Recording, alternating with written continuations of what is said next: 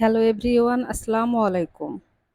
আমার মতন যারা খুব শুটকি মাছ পছন্দ করেন, তাদের জন্য আজকে শুটকি মাছের খুব মজার একটি রেসিপি করব। আজকের রেসিপি হলো কচুরলতি আর কাঁঠালের বিচি দিয়ে শুটকি মাছ রান্না। প্রথমে আমি শুটকি মাছ কড়ার মধ্যে ভেজে নিব। শুটকি মাছ ভেজে নিয়েছি, এখন আমি দিয়ে দিব পানি।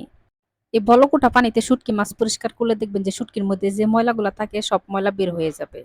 শুটকি মাছ নামিয়ে আমি ধুয়ে পরিষ্কার করে নিব। শুটকি মাছ রান্না করার জন্য কড়াইয়ের মধ্যে আমি সয়াবিন তেল দিয়ে দিব। তেলের মধ্যে এখন আমি দিয়ে দিব ছেঁচে রাখা রসুন, আর দিয়ে দিব পেঁয়াজ কুচি আর কাঁচামরিচ। কাঁচামরিচ পেঁয়াজ আমি তেলের মধ্যে ভালো করে ভেজে নেব। এখন আমি ধুয়ে পরিষ্কার করে রাখা শুটকি মাছ দিয়ে দিব তেলের মধ্যে। তেলের মধ্যে আমি 2-3 মিনিটের মতো ভেজে নিব, চুলার জাল কমিয়ে দিয়ে। শুটকি মাছ তেলের মধ্যে ভাজি করে নেবেন, তাহলে দেখবেন যে শুটকি মাছ পরে খেতে বেশি ভালো লাগবে। আর এখন আমি দিয়ে দেব 2 চামচ আদা রসুন বাটা। আদা রসুন তেলের মধ্যে ভেজে নিয়ে এখন আমি সামান্য একটু পানি দিয়ে দিব। এখন আমি দিয়ে দিব স্বাদ মতো লবণ, আর দিয়ে দিব 1 চামচ ধনিয়ার গুঁড়া। আমার মনে হলো যে ধনিয়ার গুঁড়া একটু কম হয়েছে, তাই আমি আবারও একটু 1/2 চামচ ধনিয়ার গুঁড়া দিয়ে দিব। আর দিয়ে দিব 1/2 চামচ হলুদের গুঁড়া, আর 1.5 চা চামচ শুকনা মরিচের গুঁড়া। কচুরলতি রান্নার মধ্যে দেখবেন যে ঝাল যদি একদম কম হয় তাহলে কিন্তু খেতে ভালো লাগে না। আর ঝাল যে যেমন পছন্দ করেন সেই অনুযায়ী মরিচের গুঁড়া দেবেন। আমি চুলার জাল মাঝারি আঁচে রেখে তারপরে কিন্তু মশলা কষিয়ে নিয়েছি। এখন আমি দিয়ে দিব ধুয়ে পরিষ্কার করে রাখা কাঁঠালের বিচি। চুলার জাল কমিয়ে দিয়ে মসলা সময় নিয়ে কষাবেন।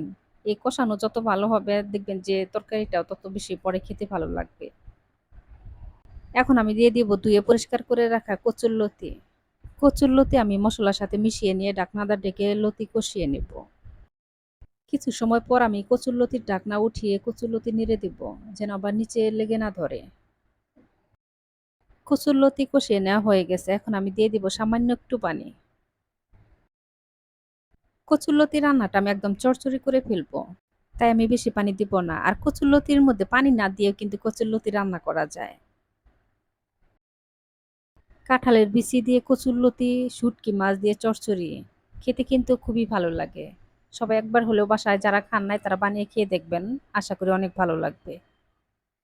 আর যদি আমার ভিডিও ভালো লাগে তাহলে অবশ্যই আমার ভিডিওতে একটা লাইক, কমেন্ট, শেয়ার করবেন। আমার কচুরলতি রান্না হয়ে গেছে, দেখেন নিচের ঝোল সব শুকিয়ে গেছে। এখন আমি নামিয়ে ফেলবো। সবাই ভালো থাকবেন। আল্লাহ হাফেজ।